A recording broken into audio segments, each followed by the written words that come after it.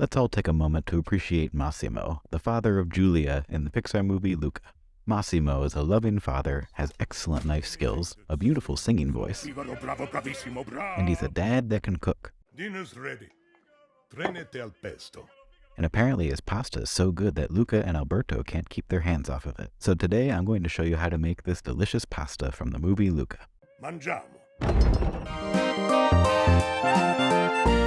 I imagine Massimo to be the type of man to make his own pasta. So starting with 4 cups of all-purpose flour, make a well in the center. Using something like a fork or your hands, add 1 whole egg, 2 egg yolks, a few pinches of salt, and begin beating the egg mixture and gradually pulling in some flour from the outside. Have around 2 cups of warm water on hand and gradually add it and continue mixing in the flour until it starts to become solid form.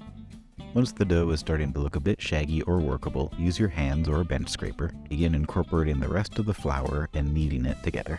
Keep combining and kneading until everything is incorporated. This may take about 8 to 10 minutes, so keep going until the dough has no more dry patches and is smooth, soft, and has a little bit of bounce back when you press it.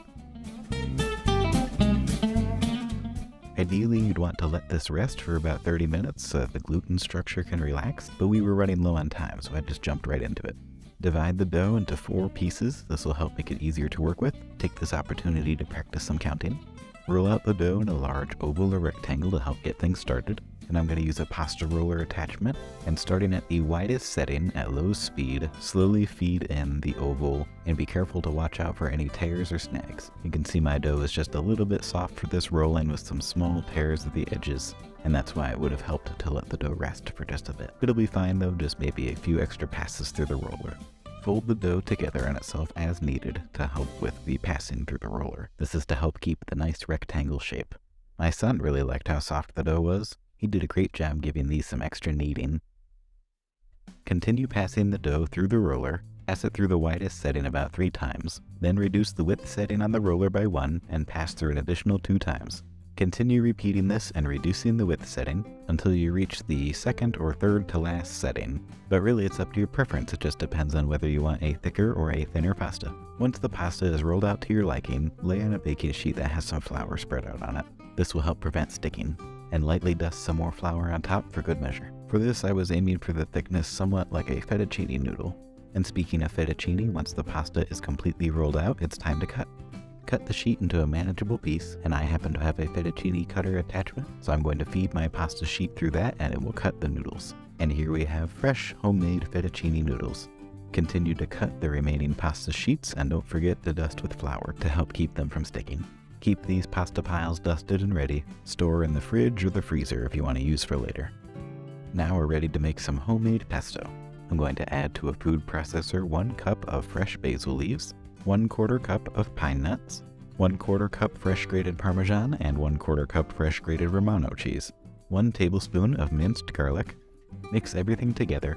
While mixing, stream in 1/4 cup of olive oil, plus a little extra if it doesn't seem like it has the right consistency.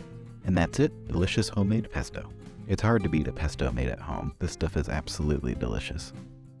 For the rest of the Trenette al Pesto, we'll need about 3 gold potatoes cubed and roughly 1 cup of fresh green beans trimmed. Bring a large pot filled with water to a boil. Add in the potatoes and cook for 10 to 12 minutes. Toss in the green beans and let cook for another minute or so. Add in about 1 pound of the fresh pasta. Fresh pasta will only need about 30 to 90 seconds to cook. It goes fast, so keep an eye on it. And once ready, reserve some of the cooking water. Add all the pesto to a large bowl. Add in some pasta water to make it smooth. Add all of the pasta, potatoes, and green beans, and toss everything until it's evenly coated with the pesto sauce. And with that, dinner is ready. Trenette al Pesto. Top with some more freshly grated parmesan, or some extra basil leaves if you got them. Now I had never had this before, and I have to say, it was quite good. I can see why Luca and Alberto couldn't keep their hands off of it. You in the pasta?